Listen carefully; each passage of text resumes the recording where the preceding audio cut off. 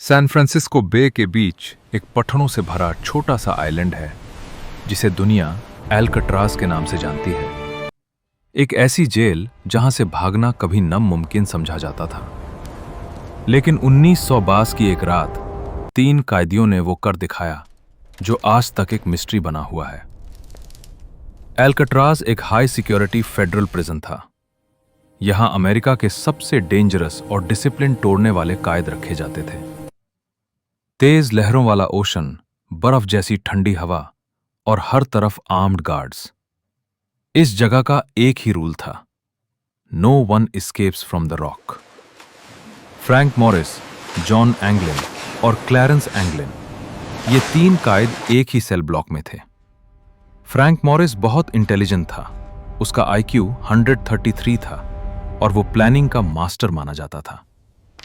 एंगलिन brothers swimming में expert थे और उन्हें कोल्ड वाटर में सरवाइव करने का एक्सपीरियंस भी था।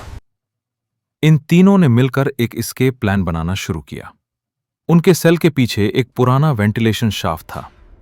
कंक्रीट करोजन की वजह से ये एरिया कमजोर था।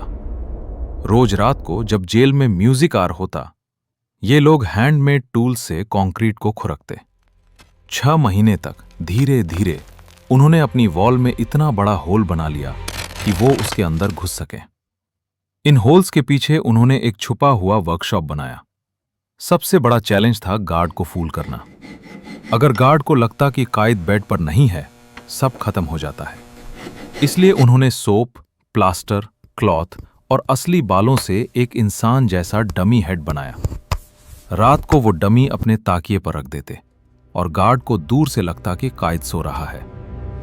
वर्कशॉप में तीनों मिलकर एक इन्फ्लेटेबल राफ्ट बना रहे थे।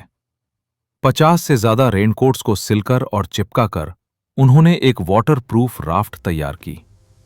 उन्होंने पैडल भी खुद बनाए और एक पंप भी जिससे राफ्ट को हवा भरी जा सके। फिर आई 11 जून 1932 की रात। रात का अंधेरा, ठंडी हवा और बेचैनी सब उनके साथ थी। उन्होंने डमी हेड्स अपनी बेड पर रखे। फिर तीनों अपने बनाए हुए होल से टनल में घुसे, पाइप को पकड़कर रूफ तक चढ़े और वहां से यूटिलिटी शाफ्ट के रास्ते शोर लाइन तक उतर गए। नीचे पहुंचकर उन्होंने राफ्ट को इन्फ्लेट किया और लगभग मिडनाइट के आसपास वो ठंडी, खौफनाक सैन फ्रांसिस्को बे में चुपचाप उतर गए। उस रात के बाद किसी ने उन्हें कभी नहीं देखा। एफबीआई ने सालों तक इन्वेस्टिगेशन की। ना कोई बॉडी मिली, ना राफ्ट का कोई हिस्सा, ना कोई पक्का निशान। एंगलिन ब्रदर्स के घरवालों ने बाद में कुछ फोटोज दिखाई जिसमें 2 आदमी ब्राजील में देखे जाते हैं जो बिल्कुल एंगलिन ब्रदर्स जैसे लगते हैं। 2023 में एक लेटर सामने आया जिसमें लिखा था, मैं जॉन एंगलिन हूं और मैं जिंदा हूं। सरकारी तौर पर केस आज भी मिसिंग स्टेटस पर है, लेकिन लोगों की नजर में यह कभी सॉल्व नहीं हुआ। क्या वो लहरों में डूब गए या जिंदा बचकर कहीं नई जिंदगी जी रहे हैं? एल्कट्राज एस्केप एक ऐसी हकीकत है जो अब तक एक अनसॉल्व्ड मिस्ट्री बनी हुई है।